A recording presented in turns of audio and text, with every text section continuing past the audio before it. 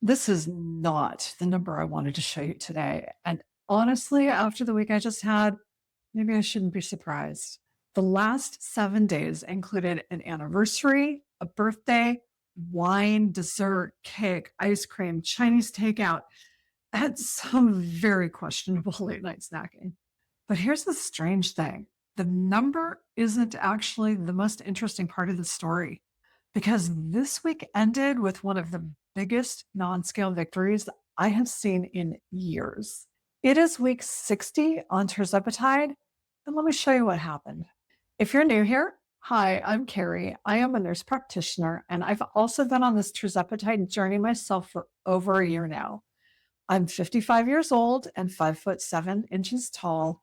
And I started my GLP-1 weighing 202.2 pounds on May 2nd, 2025. My highest ever weight was about 20 years ago at around 265 pounds. I have been in maintenance since February this year after I hit my goal of 147 pounds. So my maintenance goal range is now 145 to 150 pounds. And every week, I show you exactly what the scale says, plus hopefully why the scale moved the way it did. No cherry picking, just the good weeks. And this week, this is one of the real ones. And like always, nothing in this video is medical advice. Please consult your personal medical provider for all of your healthcare needs. All right, so this week was a big one personally. Jeff and I celebrated our wedding anniversary, and then a few days later, I turned 55. For our anniversary, Jeff took me out to dinner and the weather was perfect. So we drove down and spent some time in Hood River, Oregon. And we chose a nice restaurant and we sat outside with a beautiful view of the Columbia River. And there was a local ice cream shop that was celebrating their 40th anniversary on the same day. And they had a live band playing that we could hear not far off. It was really just a gorgeous evening for a celebration. And I did something I haven't done in, honestly, I can't even tell you the last time I did it. I ordered dessert. I took a few bites and that was it. I was done. I also did something else that I hadn't done in forever. I ordered a glass of wine. Before the Tirzepatide, I was just a normal social drinker. I would have 2 to 3 drinks a week, nothing crazy. But somewhere in the past year, alcohol just kind of stopped being something I wanted. This is something I hear from a lot of patients on GLP-1s, and there's been real interest in the research right now around why. The leading theory is that these medications affect some of the same reward and dopamine pathways involved in cravings generally, not just food cravings. It's the same for Tirzepatide, Mounjaro, Ozempic, Wegovy, Semaglutide, even retatrutide. So anyway, I ordered that glass of wine. It was a Riesling, by the way, because I love my sweet stuff, right? And I really did enjoy it slowly and every drop of it. And afterwards, I had absolutely zero desire to have a second. That is definitely a change from my pre GLP-1 days. So I ordered a drink at dinner, but Jeff didn't order a drink because they didn't have anything he'd really love. And in recent years, alcohol just isn't sitting well with him. Pretty much always it makes him feel sick and usually gives him a headache too. So if he's going to drink, it's going to be something that he really, really loves. Something that makes the malaise that is inevitably going to follow, make it worthwhile for him. So after dinner, he wanted to go to a brew pub in town where they have something he knew he would truly enjoy. So we went and I made the mistake of ordering a hard cider. Sweet stuff again, right? You see a pattern with me? Yeah. Well, I could not finish that cider, not even a quarter of it. My body was just basically done. It didn't even taste good, even though it really should have because it was nice and sweet. And it also didn't feel good. That's just what satiety looks like now to me. Those stop signals hit and it just means something. Jeff, however, he savored that single beer and he woke up in the middle of the night with the expected headache and he said it was absolutely worth it. And that dessert I couldn't finish at dinner, well, I did take it home. And the next day I ate it for breakfast. Not my best moment. Oh, well. But the biggest one of the entire night had nothing to do with food or with drinks. I put on a dress to go out. And for the first time in decades, I did not wear shapewear underneath it. And it wasn't a form-fitting dress, or I probably would have anyway. But I have spent years, decades feeling like I needed compression just to feel okay walking into a restaurant in a dress. And then, of course, I would be uncomfortable all night because obviously I always bought my shapewear a little smaller than I probably should have because I wanted it to suck me in as much as was humanly possible, even if it meant I could barely move. Tell me in the comments if you know exactly what I'm talking about. So going without that shapewear and just feeling fine in my own skin, that's a non-scale victory that means more to me than anything the scale could have said that night. Okay, so our anniversary was not the only celebration this week. I turned 55 a couple of days ago. We spent a few days camping at the beach so that I could go boogie boarding with my brothers and sisters on my birthday. I was in the surf for probably 6 hours at least this week, and I am sore everywhere today, but it's a good kind of sore. I really enjoy that. I just love this feeling. But for my birthday, Jeff took me out to lunch as well, and I'll be honest, I ate too much. It felt good going in, but I got pretty darn uncomfortable on the drive back to our camp. And then just a couple hours later, we had cake and ice cream with about 10 of my family members. And they made me wear a ridiculous tiara and a sash for the occasion. And of course, made fun of me all night while we played games together. So between the anniversary and the birthday, we're talking wine and cider, restaurant dinners, dessert, cake, ice cream across about 4 days. At this point, you can probably guess which direction the scale's heading. But before I show you that, I have to tell you about yesterday because honestly, yesterday is where the story actually gets interesting. We drove home from the beach yesterday and it was a long day. We spent about 7 hours in the car and it was a genuinely beautiful, bright, and sunny day, which sounds great. Except bright light is my number one migraine trigger.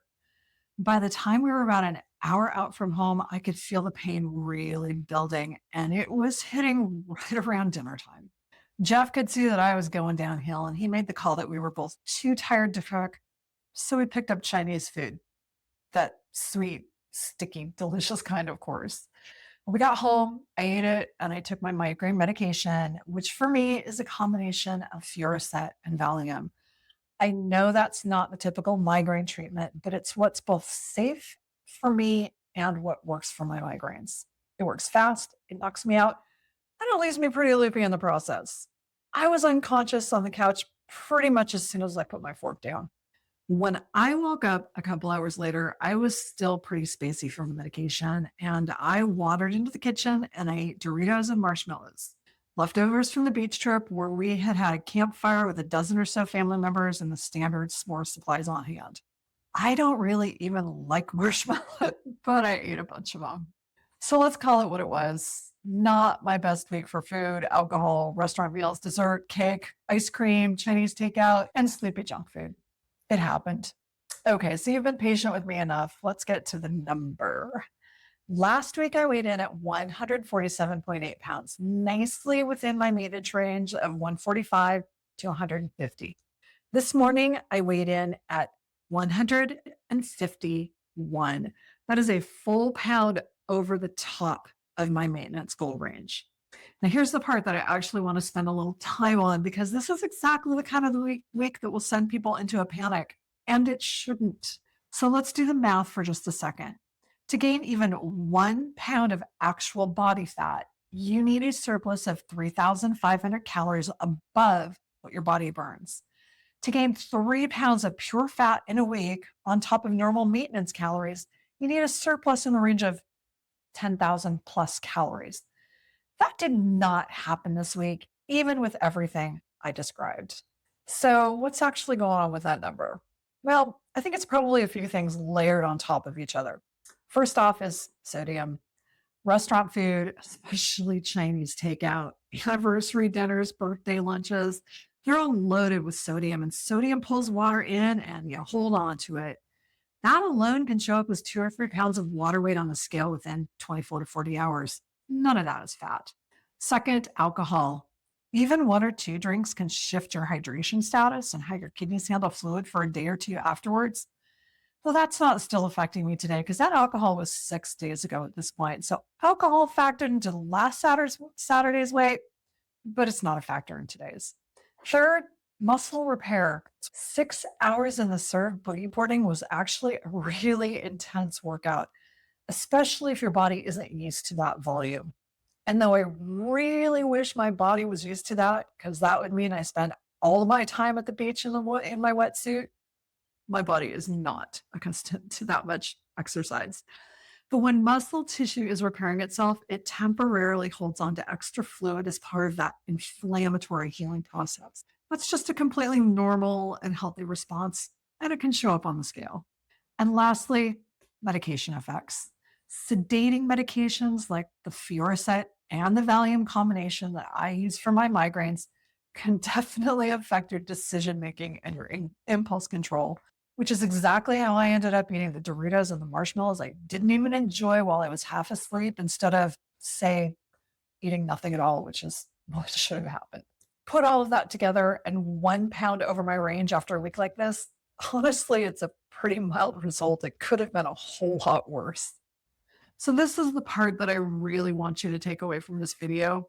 Maintenance isn't a single number and it's not a straight line. It is a range, and the only thing that actually matters is the trend over weeks and months, not what one Thursday morning looks like after a week of celebrating two of the most important days of the year. If I let one high reading after a week like this turn into guilt or a restriction spiral, that can be how people end up doing real damage to their progress. Not from the celebration itself, but from the panic response afterward. So today, my plan is to not panic, just to get back to my normal routine, regular low carb meals, good hydration, and normal movement. No punishments, no extreme correction.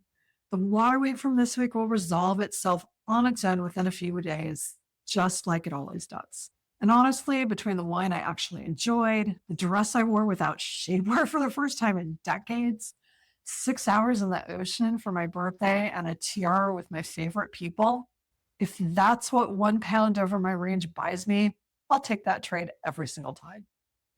That's this week's weigh-in, 151, 1 pound over my maintenance range. Next week, I'll show you whether I'm already back in range or still riding out the aftermath of this week. If you've ever had a worth it week where the scale didn't quite agree, I want to hear about it. What was yours? And if you like real weekly maintenance weigh-ins, no hiding the messy weeks, no cherry picking the good ones, then hit subscribe. I also break down the GLP-1 science as a nurse practitioner so you can understand exactly what's happening, not just what the scale says. All right, I'll see you in the next one. Take care of yourselves out there.